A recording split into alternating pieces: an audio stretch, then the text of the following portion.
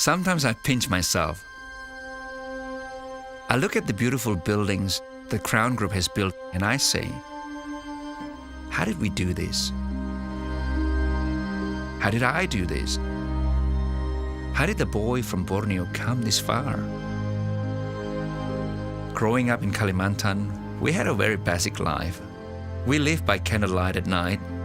Our house was on top of the water. I remember that drinking Coca-Cola was a luxury. It was that basic, but yet beautiful.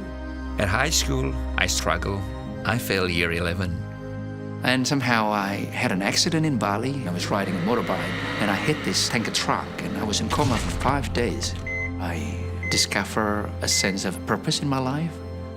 Then I was put together in a class. The top 1 to 5 were in that class. The change of that friendship, the change of the way they look at things completely changed my life from there on. So I did really, really well. And then it just unlocks everything that I need to discover. Dad, I kind of see that there's got to be a better future in a more advanced country like Sydney and Australia. So he did send us to study here, and the same journey started again. It was just a difficult place, cultural barrier, not understanding, and people said good day, and kind of, what was that, you know? And I completed Bachelor of Architecture with honors degree and was awarded as the best residential designer in New South Wales. I made a choice that I can work for myself if I do architecture. I want to design my own building and being able to build it myself and not having anybody telling me what I need to do. So I began to do job for my uncle, my auntie, my friends, my own bathroom that I forget to put waterproofing, right? It was just a complete disaster, you know. In the first 5 years, I could not make money out of the business, and I said to my dad, I don't think that I can build a business. Can I go home? He said, keep going and be patient. I think I learned also about the power of perseverance and perspiration. It's just keep going. I moved from one job, from small house to a bigger house and to many houses. And then I formed a partnership with Paul Satio and Anthony's son. Our skills are actually completing one another. I love architecture more than building, right? Paul is an engineer and he loves building. And that's how the Crown Group started. The first job that we did in 1996 was a $28 million job. It was just like, wow.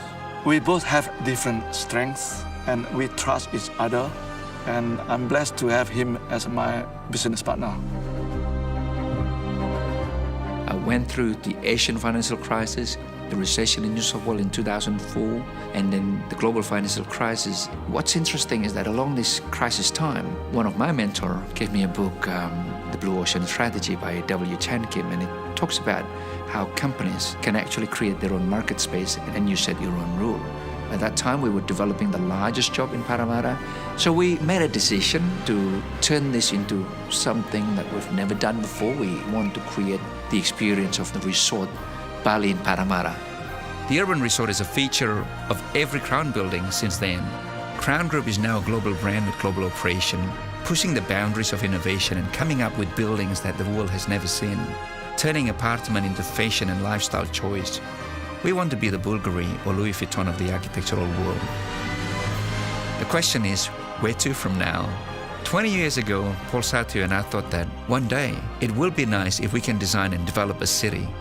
That dream is now happening. I could not be where I am today without the support of my lovely wife, my family, friends, and the people of Crown that have become part of this amazing journey. There is no doubt that it's the strength of the partnership with Paul Satio and Anthony's son and the great stuff of Crown that caused us to keep going during crisis time. But I think also my setback in the past have prepared me to say, hey, if I can do it before, we can do it better. So back to the question, how did Crown Group grow to become where it is today? First, be innovative. Second, surround yourself with great people. But more importantly, with people who see greatness in you.